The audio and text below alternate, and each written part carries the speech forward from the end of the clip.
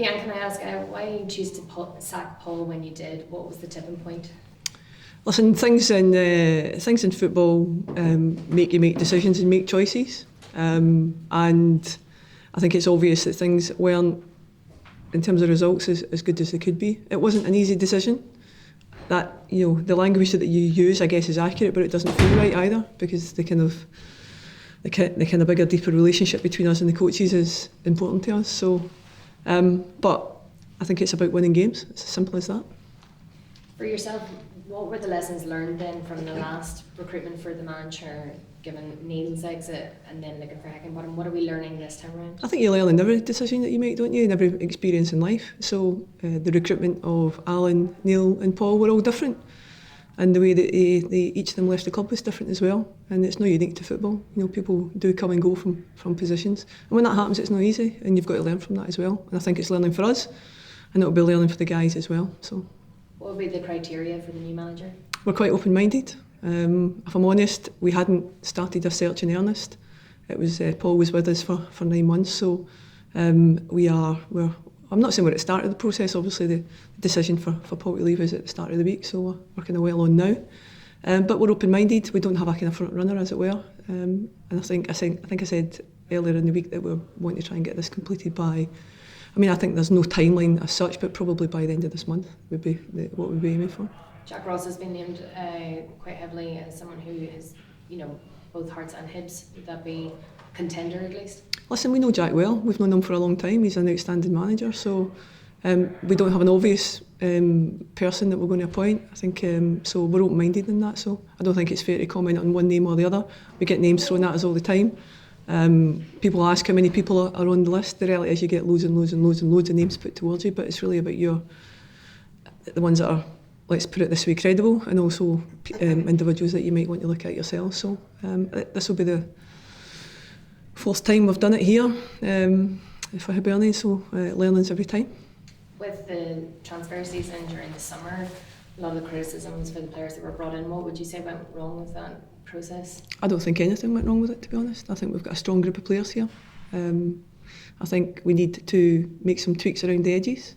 I think we've had good recruitment at this club over a number of years, and I think some of the players have had some unnecessary criticism, so I'm going to stand behind the players. I think it's important to say that we know that there's some gaps. We maybe need to add a bit of depth, but I don't think anything went wrong. You know, and I know people have opinions, but if you want to live your life in hindsight, as I said before, we'd be Champions League winners at the moment. You know, so we don't do that. We make decisions and choices at the time. Sometimes they work, sometimes they don't. Paul started really well. How do you view his whole time here since you brought him in? He started really successfully. Kind of saved our season for us last year, for want of a better description, because it was maybe looking difficult for us to be in the top six. So we were very grateful for that, and you know, he's got so many qualities. Him and Robbie have so many qualities as coaches. So we were really pleased and delighted to have them here, and I'm still really disappointed that it didn't work out for us. When I say us, I mean the club and for Paul and Robbie.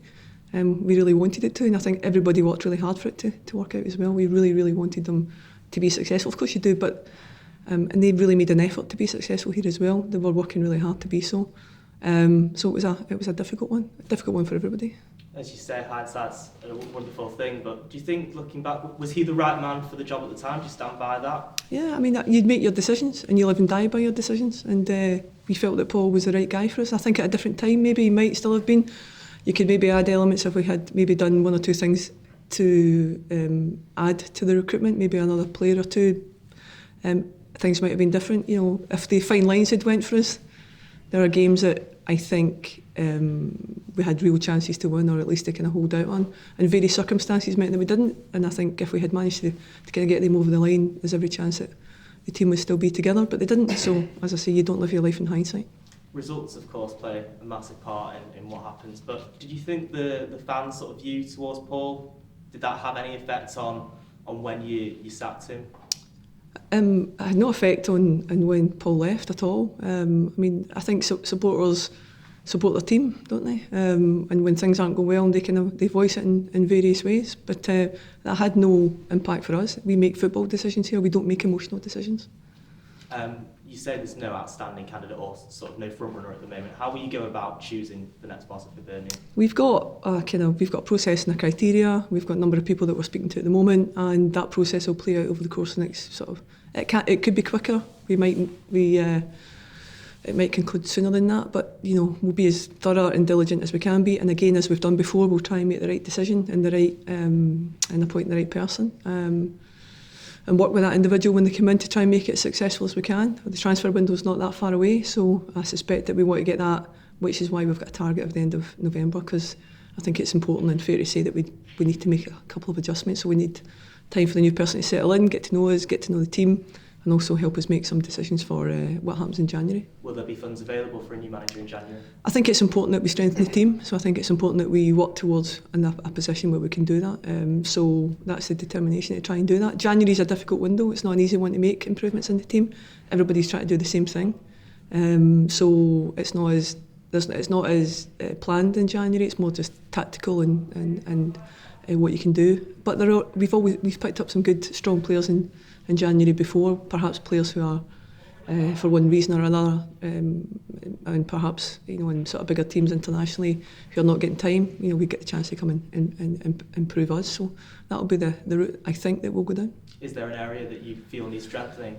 Yeah, but I'm a chief exec, not a football person, so I try to keep these things to myself. I try not to kind of step over the football and tactics line. I sometimes do, but I've got my own views. I'm a fan like everybody else. I sit in the stands and cheer on and get as frustrated as everybody else. But I think there'll be a couple of areas that we want to add to. But I'm going to say again, I think we've got a good squad.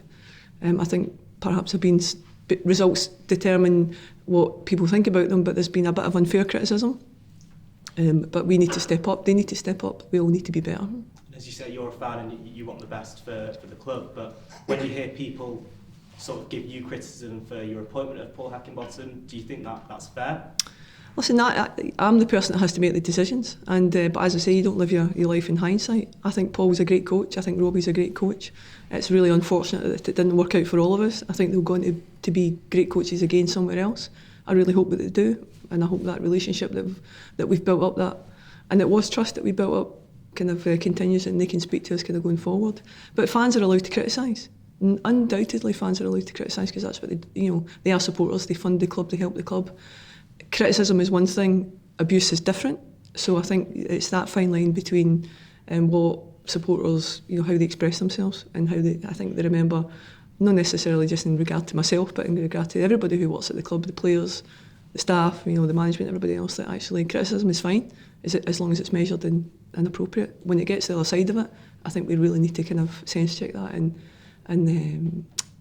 moderate it. Is that something you've experienced recently? I know someone's just stepped down from the Hibernian Supporters Trust because of rising abuse towards staff at the club. The director of the club, Tracy Smith, had to step down. And Tracy said, I think in her statement, I think she was pretty direct about why that happened, and I think I'm going to come back to that supporters are the lifeblood of the club in so many ways, and our fans have been brilliant. They've been brilliant with me for the 5 and a bit years that I've been here, and I respect them massively. Criticism's fine, abuse isn't, and it's about, when things are tough at the club, you have to be resilient, because football does this. You don't have the upward trajectory all the time, but when it's not good, be critical but be respectful. That's all we ask. Finally from me, how involved was Ron Gordon in the sort of decision-making process and sacking Paul? Ron is our owner. Football decisions and the direction of football has to land and be responsible for the execs that are here at the club and understand it. So Ron is very supportive of the exec team here. He's been very supportive of me and Graham Matthew. So football decisions are driven by football people, but he's very involved. He wouldn't be at the club if he wasn't involved. He wouldn't have bought Hibernian if he didn't want to be involved and be part of the kind of day-to-day, week-to-week life of the club. But it's also important to know that he's here. He said that he's here to learn about the club and learn about football. So I think the big decisions certainly around football, myself and the kind of key people in the club take the strain on that, and that's right. Hearts are also currently looking for a manager right now. Do you feel under any pressure at all when looking for a manager, considering that they might also be looking at the same names? We're always in competition with clubs on the field, and we'll be in competition with clubs off the field when it comes to things like commercial and sponsorship and and other things. You know, it's coincidental that we're both in the market at the same time. I don't feel under pressure in that regard at all. I think we'll both have our processes and kind of go. I suspect that we'll have similar and strong people that we're looking at. But, you know, it'll fall as it falls, as I say.